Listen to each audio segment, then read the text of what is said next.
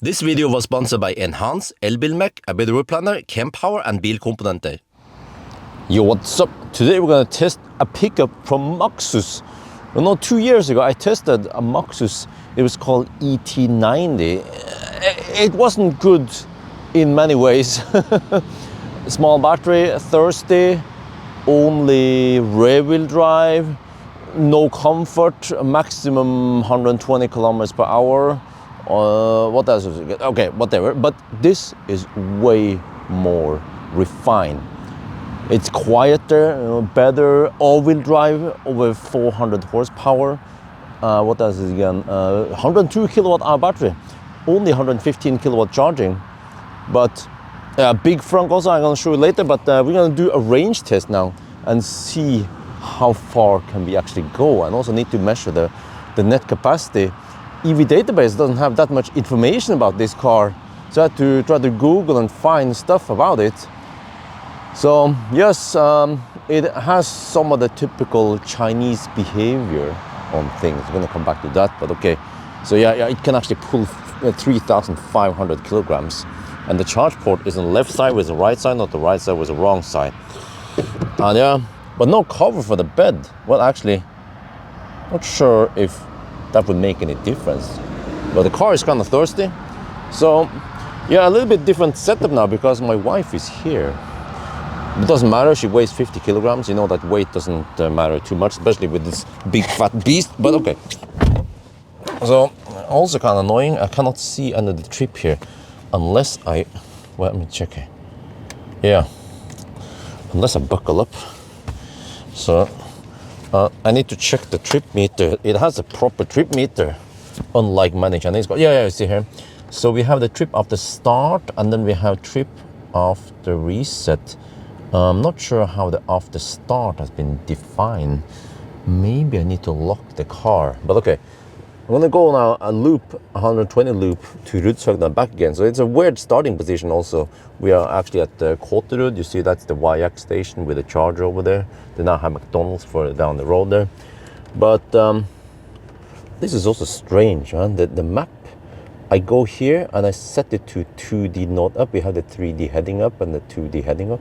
Set it to north up, that's the way I prefer it. But when I zoom out, the map seems to be crushed a bit.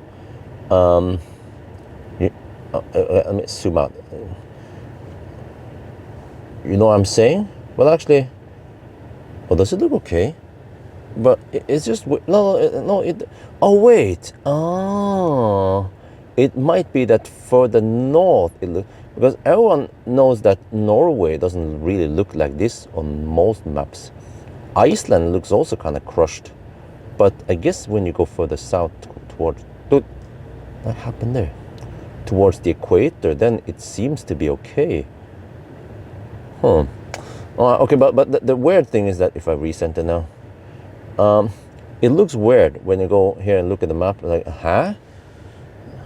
Or is it because they have a wider screen and they just didn't adapt the content towards their ultra wide screen? This is not 16:9, it's more like, I don't know, 16:21 or something. No, actually, well, the other way. Okay, whatever. Okay. So now I just have to try to reset one of the trip meters, and I'm also trying to measure the net capacity. Oh yes, that did the trick. Left the car, lock it down, unlock, came back, and then it reset. But it forgot about the navigation, dude. Huh? Where there is nothing in history. Well, there's navigation, a freaking disaster, man. It's so clumsy to use. I think it didn't remember my... Okay, whatever. I know the route. Let's go. Right, on the move. We have to cruise on 125 on its speed to match 120 GPS speed. Now comes the annoyances with this car. At 125 on the speed, you cannot use auto steer. Yeah, there was a little warning. Also, those warnings, they come and go really fast, so you don't have time to read them at all. The mirror here is camera mirror by default. You can press and hold it, and it will switch over to the optical mirror, which I prefer. But then every time you start driving, it defaults back to the camera mirror. Why? The consumption is capped at 600 watt-hour per kilometer. I've seen it before, we don't see it right now, but yeah, not a big problem, I guess, but still, why is it a cap there? It should be 999 watt-hour per kilometer. But it is nice and comfy in here. Sound level is also pretty good for a pickup truck. But now at the high-speed test, I hear this high-frequency whining that I didn't hear earlier when I was cruising at 90 earlier to get here. So I guess if you're old enough, you won't notice that or you won't be bothered by it. But for me, they could have fixed this, I guess. I'm not sure if it comes from the inverter or the motor, but it is noticeable. But maybe if you go faster or slower, you can avoid that noise. And here's another problem. We're going downhill, we have cruise control on, and just like other cars from SAIC, it will not regen. It uses friction brakes. Sometimes you can even see it. See, if I go lower speed now, we'll see the brake light. No, but if I do this, disengage, then you suddenly see minus here. This is just like the first gen ZS EV and many MGs and actually many Maxus, or how should I say, Maxus, yeah, okay, up there. There are some slow pokes in front of us now. Elefantrennen. Well, actually, it's not technically the Elefantrennen, but yeah, okay. So that will actually make the consumption better than it should be. It will only at 384 watt-hour per kilometer right now. But unfortunately, it is wet outside, so that brings up the consumption, of course. But yeah, some more, I guess this is just nitpicking, but it claims average power. No, you see that we are talking about kilowatt hour per 100 kilometer or watt hour per kilometer. It's average energy or energy consumption. And then the AVS, that's average speed. But why did they just say AVS? Because AVS is not a common operation in Europe, in the Western world.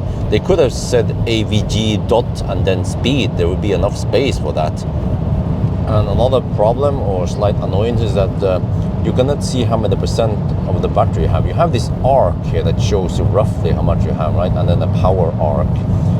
But here in the charging screen, here we can see percent.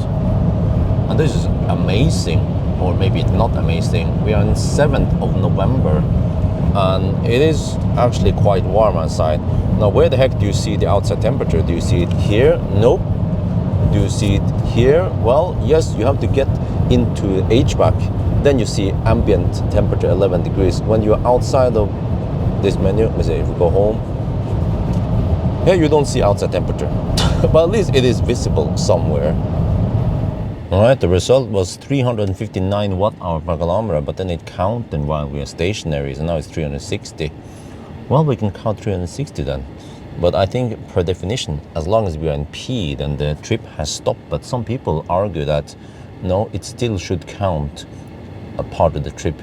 But okay, but 359, ooh, well, it's a thirsty beast from the east. Let's try the 90 test then. Alright, we're heading back home now. I'm gonna shuttle the wifey back home. So now we're cruising on 120, and as long as we cruise on 120, then we can use auto steer. Where have we seen this before in Chinese cars? No, it's actually quite common. It's gonna be interesting once we do 1,000 kilometer challenge. But yeah, so I'm down to 55%. So I chose to drive a little bit faster. When you drive slower, you will have less heat loss. So this should mean that we get less energy out of the battery, but okay. But I eventually need to heat up the battery. There is no preheating feature here. So yeah, I will also test charging, of course, once we go deep enough. We are now at Ioniq. We're down to 24%. And yeah, wifey is not here. We shed off the weight. Consumption's gonna be better now. But yeah, we can seat belt on. Let me just show you here. You see, wait for it, yeah. So this, to reset it, I didn't demonstrate last time. You exit the car, like this, and then lock it, and then unlock it, and that should be good. Now we just have to disable all the annoying safety features. But now that we are back here, It's, of course, it plays the music. Yeah, it resets, and then we have to go to driving, driver monitoring system, disable, yes, confirm driving assist, lane assist off. Okay, wait, I think that was all. Let me just swipe down here. There's a swipe down menu here. Okay, yeah, that's good. Okay, and by the way, let me check here. Are we playing in the background? Yes, we are. Yeah. What's up with this?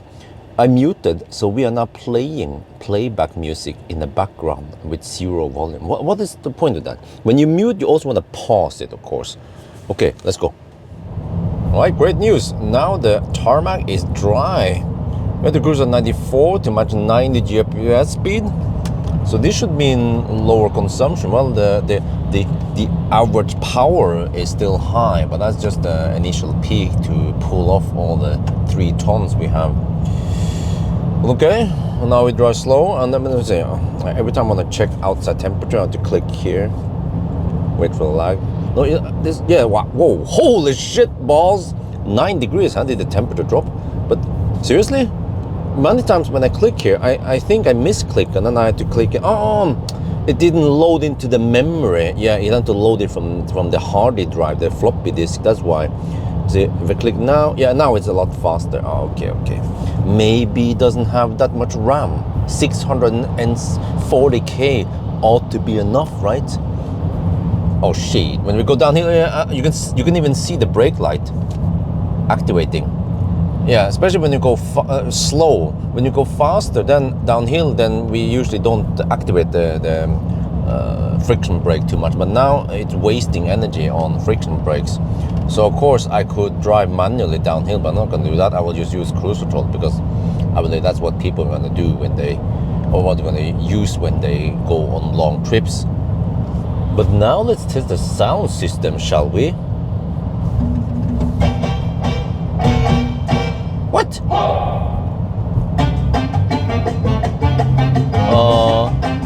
There is lack of details. There is lack of bass. There is lack of treble. There's lack of stereo. Just sounds like mono. What the heck, man? There's lack of volume. I can crank it up to the maximum. There, that's maximum. Shit. What the heck is this shit? Okay, Maxus is under Psych. Oh no, Shanghai something, I don't remember. Psych is big. So Maxus is under there. MG is also under there, along with a bunch of other brands. Maxus, I believe, is considered lower ranked than MG's. MG is better, and then the MG IM is even more premium. But here, man, it sounds way worse than the average. Okay, let's just go to the next song. Wait. When I see the thing blink in infotainment, you would think that it would go to the next. No, it didn't register my click. Oh, I registered my click, but didn't do anything. Shit. Okay. How about this song? What the heck, man?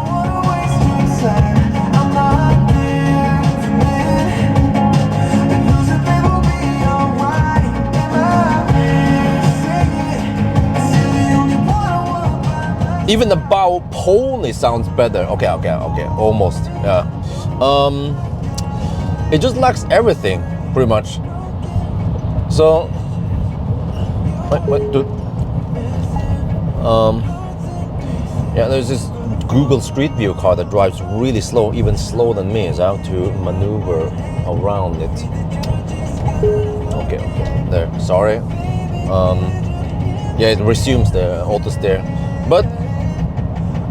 Man, you know, it sounds like, I mean, this is CD quality, you know, 44.1 kilohertz stereo, 16-bit, but it sounds like it's played back at 8-bit, 11 kilohertz.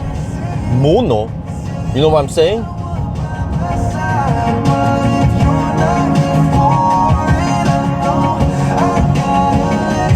Okay, next song. What about rattling in the doors? Well, it shouldn't be in the rattling because the volume doesn't go that high.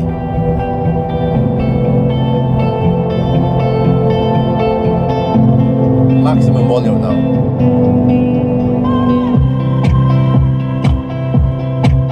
Okay, it still rattles. What the heck, man?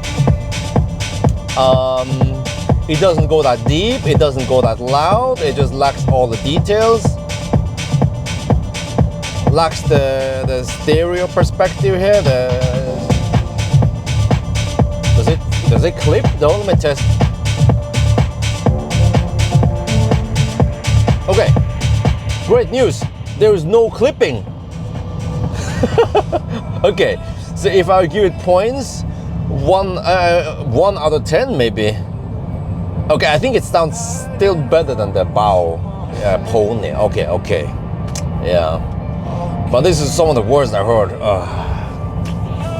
Whatever, it's a pickup truck. What do you expect? Don't expect good hi-fi here. Well, I believe that the other pickup trucks I tried was better. Okay, let's check the weight. Front axle, 1,500 kilograms. Oh, the whole car, or truck rather, 3,040. Holy shit balls! Wow, these trucks are heavy, right? Chinese steel. And then how is Mjøsa today? Well, it's quite calm. Almost no wind visible. Also the windsock confirms that. So that should be a pretty good driving condition for this van. Oh yeah, not the van. This truck then. Yeah, we are currently at 254 watt-hour per kilometer. But I just noticed something here. It doesn't show me here the range remaining here. No. Where do you see the range? Maybe it's behind the tire sensor lost thing in there. Yeah, the TPMS is not working, but I actually don't know how far I can drive. What? And I thought, okay, maybe if I navigate to Circle K Dal, the car will tell me how many percent I will arrive with. Well, if we do this, search for Circle K Dal, should be quite straightforward. It finds Circle K Dal on the way. Huh? Why couldn't it find Circle K Dal, which is not too far away from here? Okay, I need to manually plot this. Okay, there you go. Prior to this shot here, I was having problems. When I clicked here, the keyboard didn't appear. I had to go back and forth until the keyboard arrived. Glitchy system, right? Yeah, also, yeah, why the heck, what is the bong bong? The car bugs me to hold the steering wheel, but many times I have my meat on the steering wheel, but it doesn't register it, and then it bongs at me immediately. Yeah, it's a bit too much, man. It should at least, I don't know, show some in-screen notification and then start beeping or bonging at you. All right, this time the consumption was 268 watt-hour per kilometer. We are down to 6%. And then if we go to the other trip meter here, there, okay.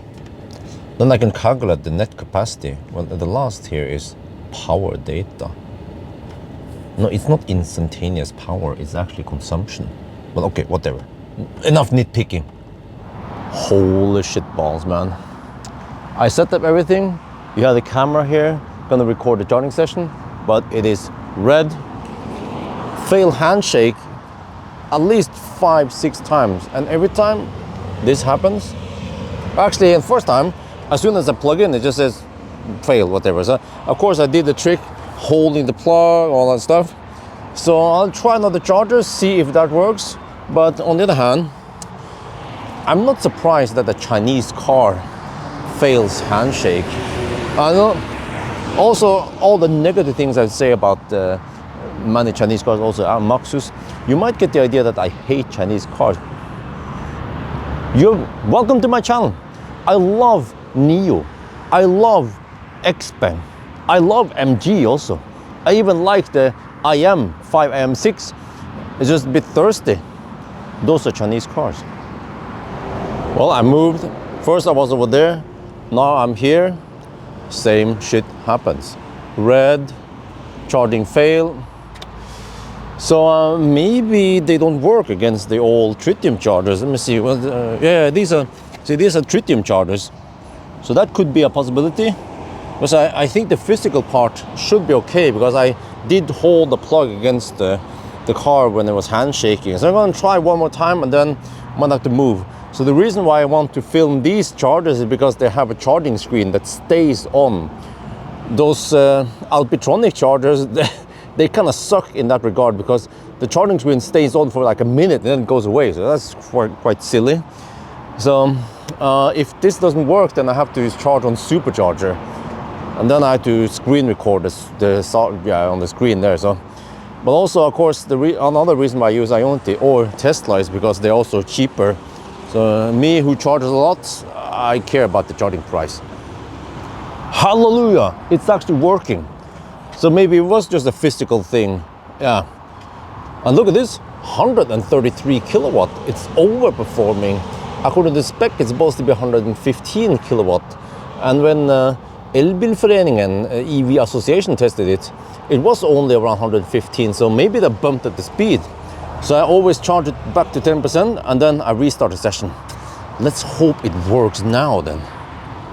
Yeah, finally it worked. I needed a couple of tries before it worked again. But yeah, the car, I mean, outside it reports over 130 kilowatt, but then the car reports 124.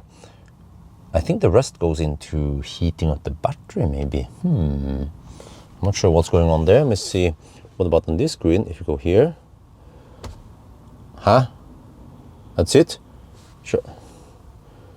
Very useless charging screen here. Okay, let me just move away from it so I don't accidentally bump into the stop charging. But now we wait. It's going to take a while. Supposedly over 40 minutes. Actually, almost an hour to reach 90%, what I'm going for. It's supposedly 20 to 80% takes around 40 minutes. Well, so the test today, I found out that there's almost literally no distance error. I might need to measure that later in the 1,000 kilometer challenge. But then based on the consumption now and so on, I measured 100.7 kilowatt hour net capacity. So I wonder if the 102 kilowatt hour is actually net capacity, and then maybe gross capacity is 105, and then why did we get less than that? Possibly because of some hammer losses. But yeah, compared to the F-150, the F-150 was done in a colder environment, and also the net capacity in F-150 is lower, but this is the official Ford imported. There is a gray import, parallel import, the one that has the Lariat trim, right? There 130 kilowatt hour, that probably has better range, right? But yeah, and also, okay, versus the old ET90, that was a bit surprising that the ET90, despite being tested at 17 degrees Celsius, had similar or worse consumption than this eTerron 9. So it seems like Maxus did some improvement in the efficiency. Might not be that much you can improve because it's just a pickup truck, you know? It's bound to be inefficient. But still, it seems like this eTerron 9 did it well compared to the other pickup trucks I tried. Huh? And also, consider that this car or this truck costs only 750k NOK, and you still get overdrive, 3.5 ton towing capability. You have to have a motorized frunk also, and even Isofix 5-seat in the back here, 5-seat total, right? And it cost less than the F-150. Sounds to me like it's win-win almost, except for the small annoyances here and there, but hopefully they can fix that with software update. Yeah, and then we'll see then in 1,000 kilometer challenge how fast is it gonna be. Can he even beat the F-150, the more expensive F-150, huh? Well, I should say, okay, I tested the previous gen, right, the ET90. It was freaking horrible.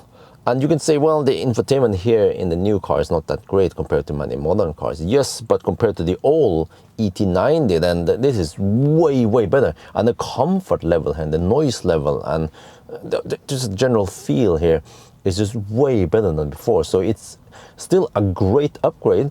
And if you're looking for a workhorse that can pull stuff and even charge at okay speeds, then the eTerron 9 might be a really good choice. Until I tried some of the other pickup trucks also. There's the one from, what's it called, Musu, yeah. The Koreans, they also made one, yeah. And then also Isuzu D-Max something. Yeah, I guess if you guys are interested, I should test them out also. But that's gonna be it for now. Hope you guys enjoyed this video. As always, thank you for watching and talk to you later.